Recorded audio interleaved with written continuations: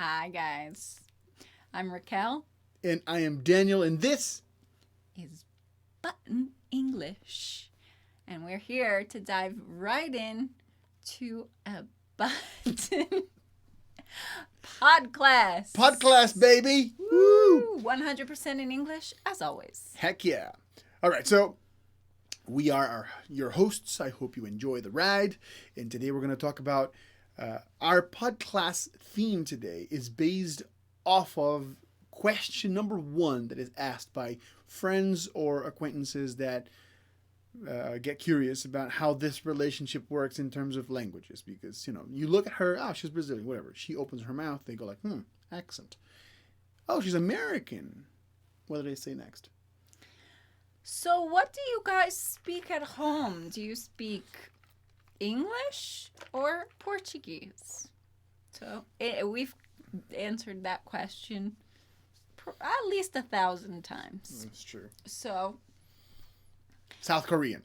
chances are you might have thought the same at some point. So, we're here to answer that for you as well. Yeah. So, if you got curious, here comes the answer. All right, guys. So, I guess we can say that we do use both languages. Earlier in the relationship, I think English was predominantly the language because it's how we met. It's like, Because we met in the United States. Yeah, so that was the bridge. We met in English. So then in the very beginning of our relationship, it was almost strange not to talk in English because we met in English. But now... I think we played with Portuguese once or twice, but it was predominantly in English, especially because we were having a long-distance relationship, so we were Skyping and emailing back and forth. So it was 100% English. I think it's safe to say that. But once we got to Brazil and she started doing life in Portuguese, naturally it started seeping into our household. So Portuguese started popping up here and there, and we would switch between one language and the other in the same conversation, sometimes within the same sentence, and it got more and more. I think English is still predominant, like overall. Yeah, possibly. But I would venture to say that it's like a 60-40 ratio or something like that. Mm-hmm. Ratio. What's ratio? Ratio. Yeah. Oh, now we're talking math. Ooh. Right? Yeah. When you break down a percentage or you have a fraction that represents parts of a whole, that's your ratio. Mm-hmm. Like proportion. Probability and statistics. Ooh. Tricky stuff. All right, so what else? So, obviously, the dynamic, it changed a little bit. It evolved. Yeah. But it is something that it mixes. And it mixes because it's inevitable, kind of. And the reason why Portuguese kind of seeped in, as you mentioned, into our life, it was because when we were with Daniel's family, we all had to speak Portuguese, right? Because they weren't fluent in English. That's true. And I think that sort of made it more normal in our relationship. And then eventually, as he said, it began to seep in, which is a great expression, actually, when something seeps in. Yeah, that's true. Do you want to... How would you describe that? Oh, wow. Sure. I think it comes from the world of physics, more specifically liquids, right? So when you have a body of water like a lake and a small stream like a creek that, which final destination is the lake, you can say that the creek seeps into the lake. Like it slowly flows in. No, because a stream wouldn't slowly flow in. It's pretty direct. I think the idea of seeping is more like, well, what's happening here with your cup of water? Sorry, we're going to show everybody your cup of water. Oh, I've been drinking. You see, because it's cold and it has condensation. And so what do we have? We have a towel that we put underneath it so that, right, we don't get our table all wet. But the water is slowly seeping into the towel. So it's not like a flow, but it's like very slowly saturating the towel, That makes sense. even though there's not a direct flow. It's just like a bunch of little points that slowly go through until it's completely wet. Okay, And so you can use that for like that makes sense. a situation like the Portuguese. We didn't go and like one day we turned on the faucet and the water started coming. The Portuguese started coming out into our relationship. It was like just natural everyday things, and then it became more normal, and then soon it's like, oh, you start using this phrase and this expression and then this interjection, and then soon You spend time with people who speak Portuguese. Then when And we talk friends. about them and what the conversations were, we refer to those conversations using the same words, which are in Portuguese and blah, blah, blah. and then slowly, before you know it, a large portion of your life has Portuguese. So this is the idea of seeping in. It's a very slow and subtle thing, but that in the end has a big impact. While you were talking, I remembered where I learned it. It was in a documentary. It was a documentary by National Geographic about oil and how oil can form in shallow surfaces of shallow ocean floors, not only in super deep ocean waters, right? And they were talking about this bay. I think it was out in Asia somewhere. And how a few 100,000 years ago, it was like a regular forest with a chain of mountains around it. But then through erosion on one of the corners of this mountain range, the ocean started seeping in, and then it formed this sort of like ocean lake in the inner portion of the land. That's where I first picked up the term seep in. And then I looked it up because, I wasn't I don't know, as knowledgeable about English as I am now. Anyway, seeping in, Portuguese. That's it. So, obviously we were both already bilingual before we got together.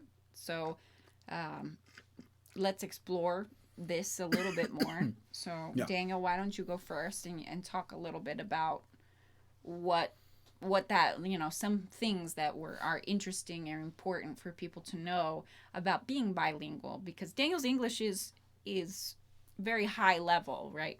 So, what was that like? How is that like once you get to that level as a Brazilian? Let's start there first. Okay. Well, I think the first big change, the first big leap that happened in my brain was when I found myself having thoughts in English. I wasn't pushing for it. Like, I know that there's a lot of people nowadays that are trying to sell methods that teach you how to think in English. I was just living in an English-speaking country. This was 2007, and I did not speak English before I moved there. So I sort of forced myself to understand what was going on around me. I did not know what people were saying. So I was like super attentive. And in order to memorize the new things that I was learning, I heard them repeatedly. The stuff that I was hearing, I heard them over and over again. And then I started using those chunks of language. Although I didn't know the grammar around it, I wasn't sure about exactly what this or that word meant. I just incorporated the entire chunk of language, and I used it in that context. Taking a bus, buying a bus pass, buying stuff at the supermarket, asking for the time, asking for directions, asking for a favor, interrupting people when I didn't understand something. God bless you. Excuse me. And then one day I was on the bus doing what I loved to do back then, which was riding the bus over and over again with my headphones on, but the music off, and just eavesdropping in other people's conversation. Good one. Yes, Eavesdropping is a great word. What is that? Eavesdropping. Eavesdropping is when you hear other people's talking. Usually it's a conversation between two people, but not necessarily. It doesn't have to be. And it can be over the phone. It can be in person. And when you do it purposefully, because you want to know what the other person is saying. Yeah. So most of the time, it's not actually a very good thing to do, right? In terms of people usually eavesdrop because they're, being nosy. Yeah. Yeah, like they want to know other people's business or they want to gossip, so they're like trying to find the dirt. And in this case, it was merely for language learning. Right? They're trying to just pick up things. So he was eavesdropping. He was listening to what other people were saying Yeah. in their conversations. And I would run the bus route sometimes multiple times because the conversations got interesting. And this is the leap that I was referring to. The first thing that I want to talk about.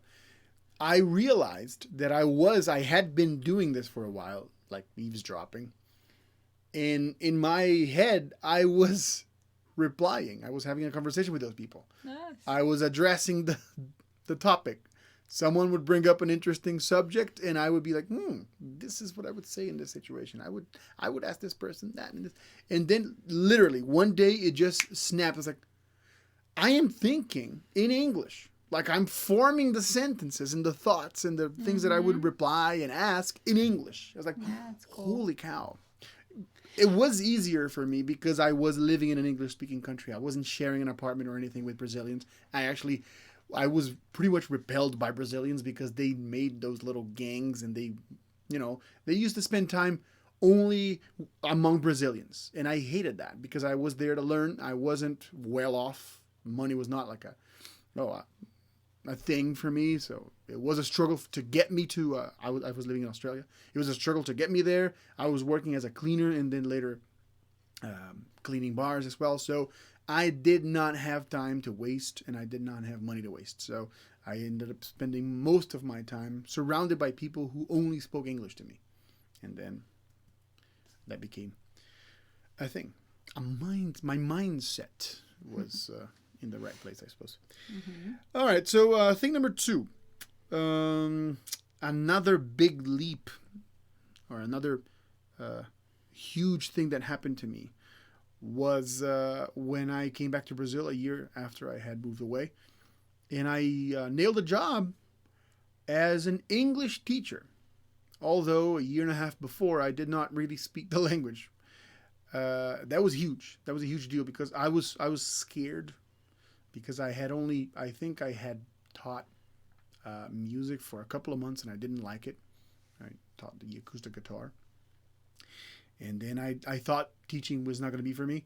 And then when I was hired by one of the best schools in my city, I was really scared because I didn't know who was going to be my student. I didn't know if they were going to be knowledgeable, if some of them were going to know more than me. So I became very insecure overnight. And then I discovered with time that when you're a teacher and you actually take your job seriously and you prepare for your classes, although you are faced with situations that embarrass you or that sometimes humble you, which is good, you are on a learning curve that is unprecedented. When you have to teach something to people that know less than you in a simple enough way because of the amount of time you have and because you want them to get it, in a simple enough way, just so your time is not wasted or their time is not wasted, you start understanding the concept behind the language and you start going for the purest form of the knowledge behind the structures and the vocabulary and everything that you're teaching. So if in 1 year of Australia, my English simply started existing, in about a couple of years or 3 years of teaching, it just flourished. It just blew up. Mm-hmm. And then I got super hungry for learning more and for going further and for really exposing myself to advanced stuff, Mm-hmm. So, then how did, we got together and got married and started living together and all that. So then how did that change once I was in the picture? Well, that was a very, I think it was a big, I think you can compare teaching and sharing life with a native.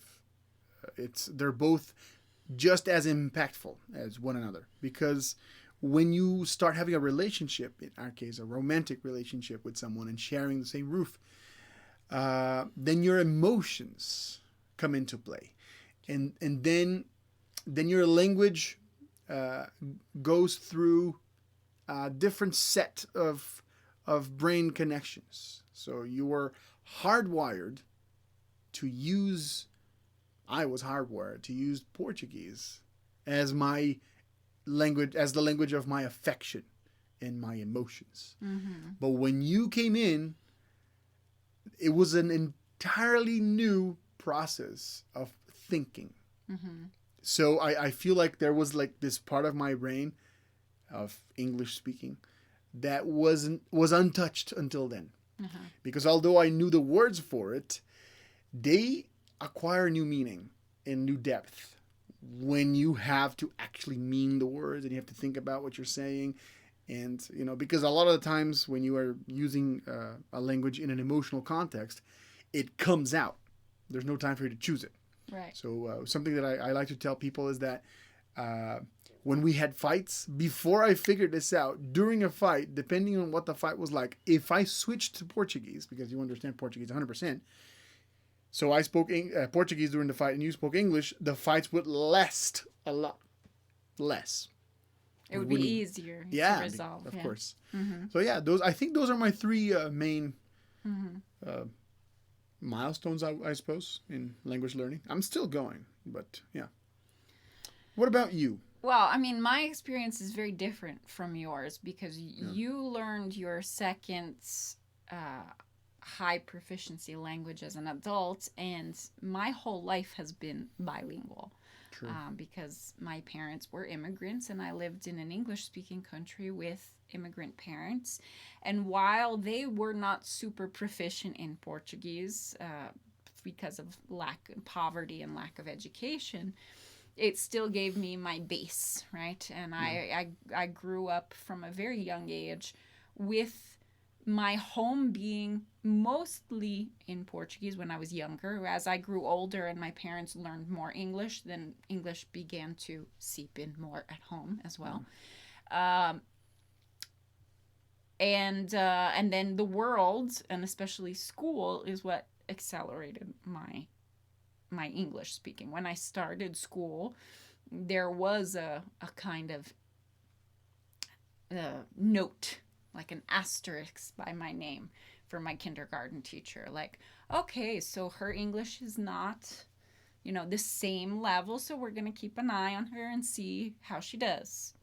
I did just fine, but it was something that they were looking at for because being the teacher's pet that you are and the great student that you are. Well, I really love to learn. So that brings me to my second thing about being bilingual. And that is that it's not the same for everyone because people would think like, oh, yeah, okay, but so easy for you because you grew up in a house where people spoke Portuguese and then you were living in a world with English. So it must have been really easy and that's why you can speak so well or in Portuguese. But that's not true because my brother doesn't speak Portuguese.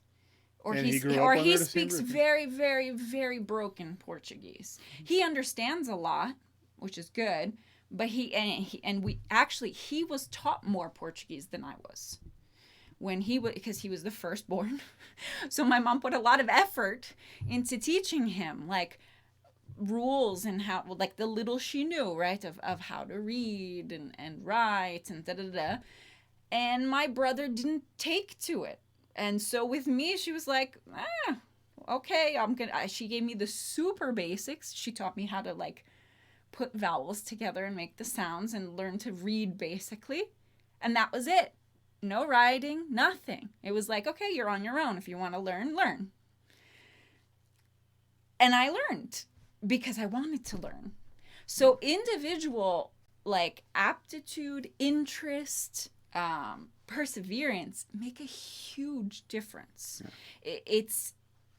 There's a reason why he learned as an adult, and there's a reason why I learned and my brother didn't. And it's not about where you live or how you grew up. It's about what you put into it.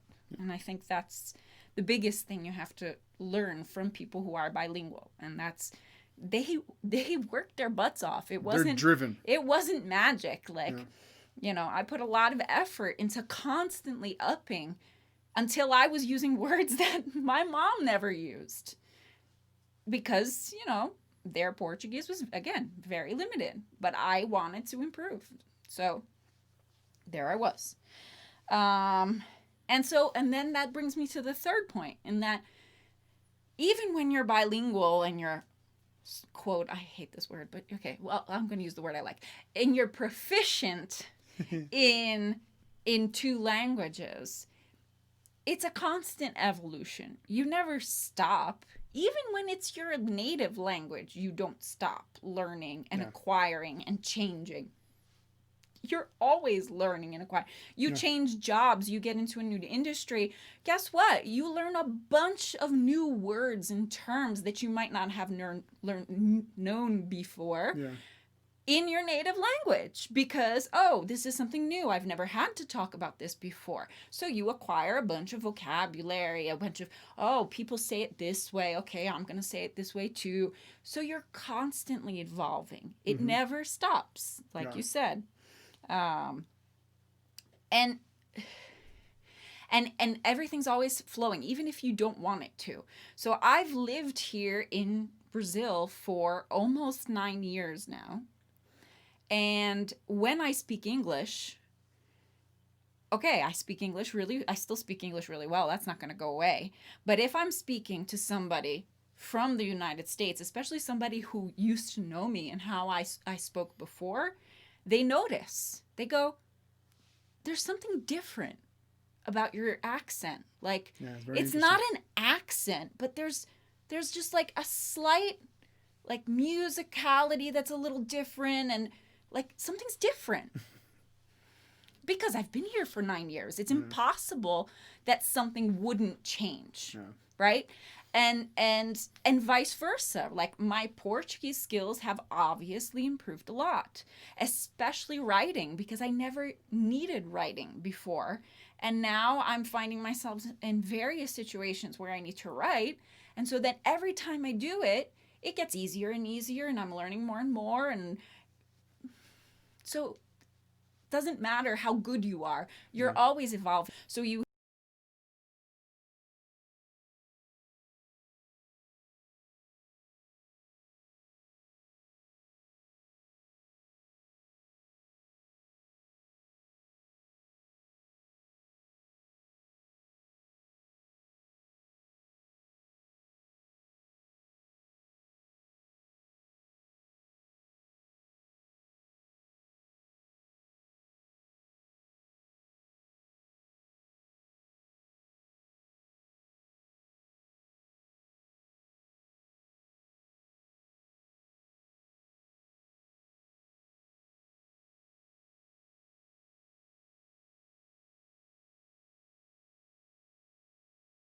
have to make these kinds of choices as you go along in life. And that's a kind of a struggle of being bi or multilingual. Like, sometimes it's impossible to maintain both, or more than, I would say 2 you can almost do, but I feel like to really maintain like more than 2, it has to be a part of your daily routine. Right. Like, you have to be your talking. Your family is in speak Portuguese. Your job, you speak English at your job, and you live in Japan. Yeah.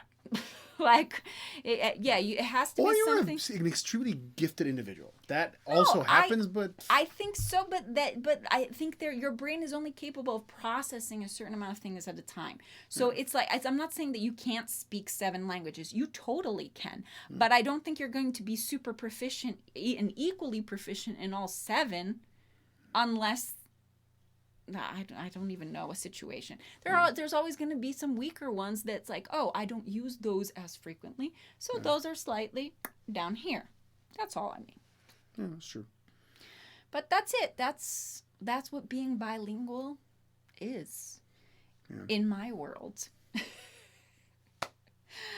It was a good chat. Yeah. I could stay here for hours talking about this stuff. It's really interesting. It's fun. But you know something that is fun that you talk about all the time. Because the cultural thing is more in that direction and less vice versa.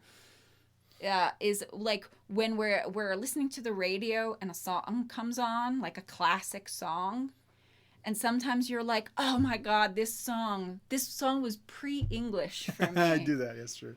Pre-English. I Yeah. love that. Like it was before he knew English, but he knows this. He knew the song. Like he could recognize the sounds, Yeah. and then every once in a while he's like, "Oh, that's what that song says." I never paid attention before because when I really liked it, it was pre-English. Yeah.